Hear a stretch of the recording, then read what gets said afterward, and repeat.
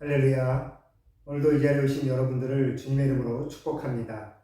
오늘도 우리 하나님의 말씀 안에서 새로운 힘을 얻으시기를 소망합니다. 우리 사도신경으로 신앙을 고백하겠습니다. 나는 전능하신 아버지 하나님 천지의 창조주를 믿습니다. 나는 그의 유일하신 아들 우리 주 예수 그리스도를 믿습니다. 그는 성령으로 잉태되어 동정녀 마리아에게서 나시고 본디오 빌라도에게 고난을 받아 십자가에 못 박혀 죽으시고 장사된 지 사흘 만에 죽은 자 가운데서 다시 살아나셨으며 하늘에 오르시어 전능하신 아버지 하나님 우편에 앉아 계시다가 거기로부터 살아있는 자와 죽은 자를 심판하러 오십니다. 나는 성령을 믿으며 거룩한 공교회와 성도의 교제와 죄를 용서받는 것과 몸의 부활과 영생을 믿습니다. 아멘. 오늘 우리에게 주신 하나님의 말씀은 사무엘상 2장 22절부터 36절까지의 말씀입니다. 우리 한마음으로 말씀을 읽겠습니다. 엘리가 매우 늙었더니 그 아들들이 온 이스라엘에게 행한 모든 일과 회막문에서 수종드는 여인과 동침하였음을 듣고 그들에게 이르되 너희가 어찌하여 이런 일을 하느냐? 내가 너희의 악행을 이 모든 백성에게서 듣노라. 내 아들아 그리 말라. 내게 들리는 소문이 좋지 아니하니라. 너희가 여호와의 백성으로 범죄케 하는도다. 사람이 사람에게 범죄하면 하나님이 판결하시려니와 사람이 여호와께 범죄하면 누가 위하여 간구하겠느냐 하되 그들이 그 아비의 말을 듣지 아니하였으니 이는 여호와께서 그들을 죽이기로 뜻하셨음이었더라. 아이 사무엘이 점점 자라매 여호와와 사람들에게 은총을 더욱 받더라. 하나님의 사람이 엘리에게 와서 그에게 이르되 여호와의 말씀에 너희 조상의 집이 애굽에서 바로의 집에 속하였을 때에 내가 그들에게 나타나지 아니하였느냐? 이스라엘 모든 지파 중에서 내가 그를 택하여 나의 제사장을 삼아 그로 내 단에 올라 분향하며 내 앞에서 에봇을 입게 하지 아니하였느냐? 이스라엘 자손에 드리는 모든 화제를 내가 네 조상의 집에 주지 아니하였느냐? 너희는 어찌하여 내가 나의 처소에서 명한 나의 재물과 예물을 밟으며 내 아들들을 나보다 더 중히 여겨 내 백성 이스라엘에 드리는 가장 좋은 것으로 스스로 살찌게 하느냐? 그러므로 이스라엘의 하나님 나 여호와가 말하노라. 내가 전에 네 집과 네 조상의 집이 내 앞에서 영영히 행하리라 하였으나 이제 나 여호와가 말하노니 결단코 그렇지 아니하니라. 나를 존중히 여기는 자를 내가 존중히 여기고 나를 멸시하는 자를 내가 경멸히 여기리라.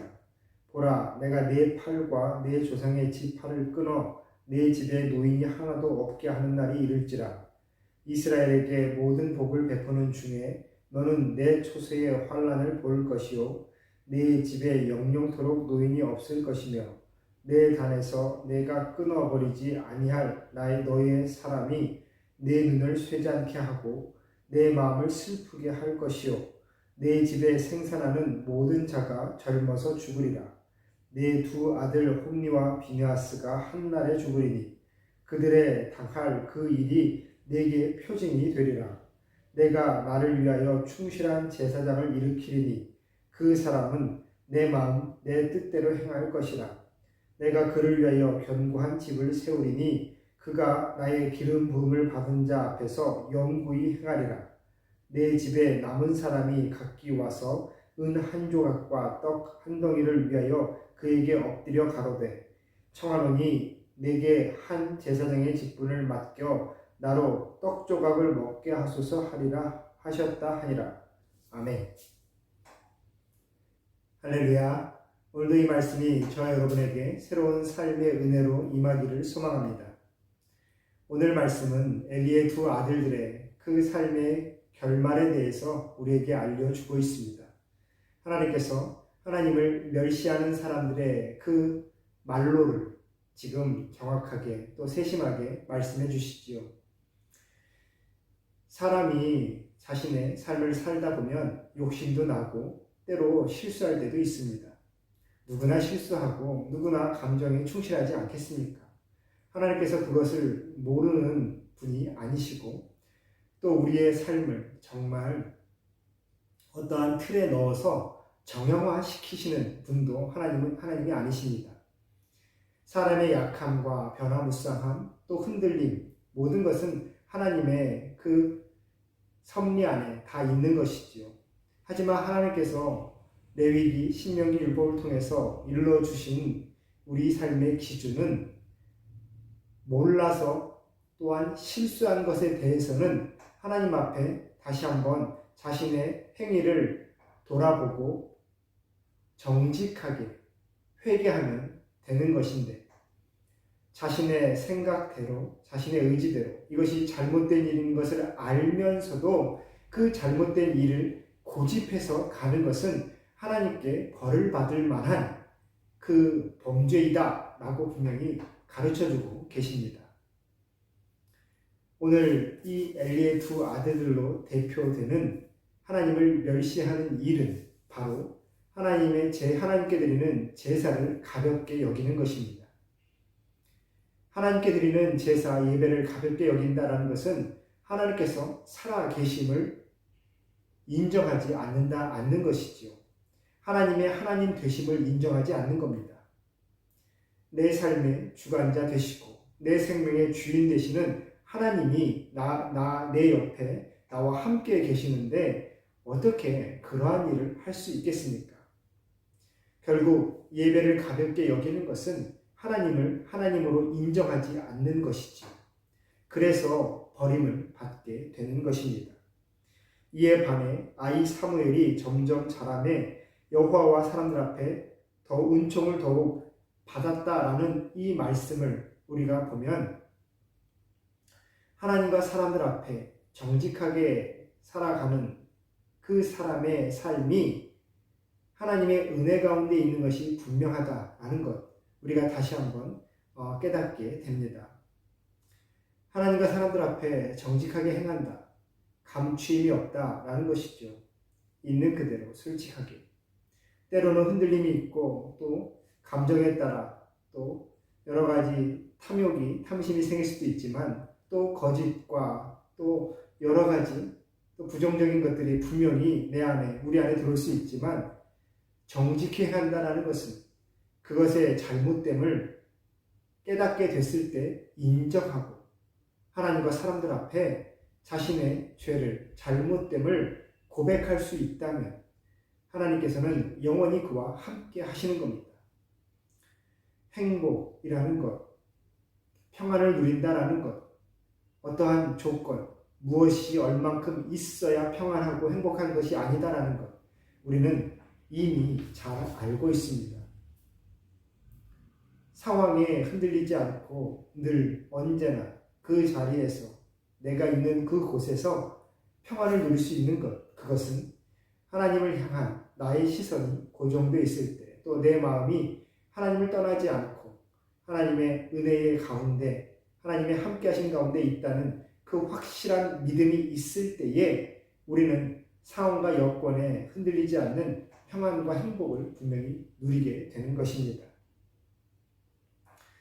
오늘 하나님께서는 하나님을 멸시하고 가볍게 여기는 사람은 결국 하나님께서 주시는 그 생명을 잃어버리게 된다라는 것을 분명히 말씀하십니다. 하나님을 떠나 사는 사람들, 하나님을 가볍게 여기는 사람들, 이 시대에 우리가 여러 모습을 보게 됩니다. 하나님께 예배를 드림이 다양한 삶의 환경에 맞춰서 진실되게 드려지면 되는 것인데, 우리의 편안함대로 간편한 사회 논리 가운데에 혹시나 제사의 의미가, 예배의 의미가 퇴행되지는 않는지, 또한 예배가 훼손되지는 않는지 우리는 늘 경각심을 가져야 되겠습니다. 예배는 나를 위하여 드리는 것이 아니라 하나님을 위하여 드리는 겁니다. 하나님께 드리는 것, 예배는 내가 받고 내가 하는 것이 아니지요. 예배를 드릴 수 있는 그 믿음조차도 하나님께 받아야 가능한 겁니다. 믿음은 성령의 선물 아니겠습니까? 모두가 하나님의 살아계심에 대한 그 소식을 듣게 되고 복음을 접하였지만 모두가 하나님께 예배를 드리지 않는 것은 바로 그 마음에 믿음이 선물로 오지 않았기 때문입니다. 그리고 또 하나, 선물로 온 그 믿음을, 복음을 풀어보지 않는 것이지요. 그것을 열면 생활이 불편해질까봐, 내가 손해볼까봐 말입니다. 그래서 우리는 늘 적당히 타협하는 그 믿음을 살고자 노력하지 않겠습니까? 오늘 이 엘리의 두 아들들이 결국 하나님께 버림을 받게 되는데, 이 아들들의 이 참혹한 이 삶의 말로는 사실 그 부모인 엘리의 잘못입니다. 자녀들은 부모의 뒷모습을 보고 자라는 것이죠. 엘리가 제사를 드리며 그것이 하나의 생업의 수단처럼 여기지 않고 정말 하나님 앞에 정직하게 진실되게 그 제사를 지내고, 또한 여호와의 성막 안에서의 그 제사장으로서의 자신의 삶을 정결하게 살았다면 아마 이 아들들이 이렇게 행동하지는 않았으리라 생각합니다. 어렸을 때부터 그 삶을 보았다라면 말이죠. 예전에 우리 어떤 교인분께서 그런 말씀을 하시더라고요. 청소년이 된 아이가 교회를 가지 않겠노라고 여러 가지 이유를 대면서 교회를 가지 않겠다라고 얘기했을 때 마음이 너무 안타까운 나머지 너 그러면 죽는다 라고 말했다라고 하셨던 것을 들었습니다. 너 교회 안 가면 죽어. 그러면서 우셨다고 그러더라고요.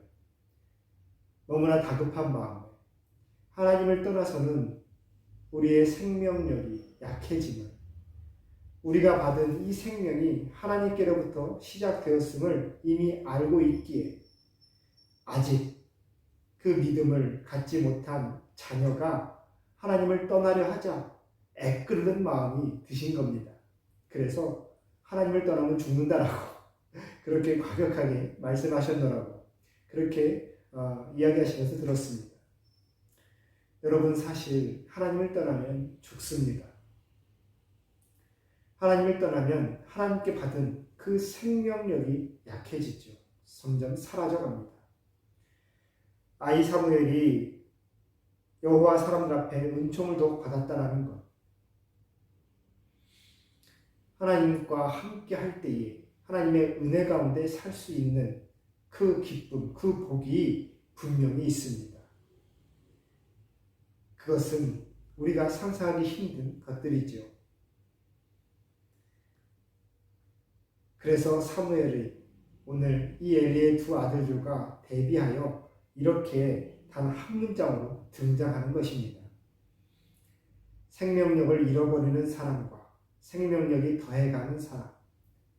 나중에 장성했을 때, 어른이 되어 사회 구성원이 됐을 때 어떠한 모습으로 살아가게 될지, 세상적인 성공, 부의 풍요로운 부를 이룰지라도 그 모든 관계 가운데 어떻게 흔들릴지 모르는 그 삶, 그리고 대가 이어지며 자녀들의 삶이, 그 가문이 어떻게 변화가는지 우리가 감히 상상할 수 없으되 분명한 것은 하나님과 사람들 앞에 정직히 서 있는 그 가정, 그 가문은 하나님의 은총이 더해 간다는 겁니다. 그것만은 변함없는 진리이지요. 그것이 떠나 있는 사람이 어떻게 살게 되리라라는 것은 우리는 감히 헤아릴 수 없습니다. 그것은 하나님만 아시는 일이지요. 오늘 하나님께서 우리에게 하나님의 품을 떠나지 말라라고, 특별히 하나님께 드리는 그 예배의 자리를 소중히 여기고 하나님 안에 있는 그 삶을 다시 한번 견고히 새기라는 그 말씀을 주실 때에 우리의 모습, 또 우리의 자녀의 모습, 우리 모든 성도님들의 그 가정, 그 가문의 삶의 모습이 하나님 손 안에 늘 머물러 있기를 축원합니다. 그리고 날마다 은총이 더해가는 그 복을 누리시기를 다시 한번 간절히 소망합니다. 우리 함께 기도하겠습니다. 우리의 생명의 주인 되신 하나님 아버지, 오늘도 우리 안에 하나님의 말씀이 들려지게 하여 주시니 감사합니다. 우리가 살아가며 때로는 믿음이 흔들릴 때가 있고 또한 하나님과 함께함이 매우 버거울 때가 있습니다. 하지만 상황과 여건에 흔들리지 아니하고 늘 우리의 마음이 주님 안에서 평안을 누리기를 원하오니 주님 우리의 마음을 붙잡아 주시고 우리 가운데 하나님의 믿음을 견고히 세워 주옵소서. 특별히 믿음이 있는 부모로서 자녀에게 어른의 뒷모습을 보여줄 수 있는 우리 모든 세대가 되게 하여 주시고 모든 가정마다 하나님 품 안에 머물러 있어 날마다 은총이 더해갈 수 있도록 주님 도와 주옵소서. 오늘도 하나님께 나아가는 그 모든 발걸음이 아름다운 결실을 맺기를 소망하며 예수님의 이름으로 기도합니다. 아멘.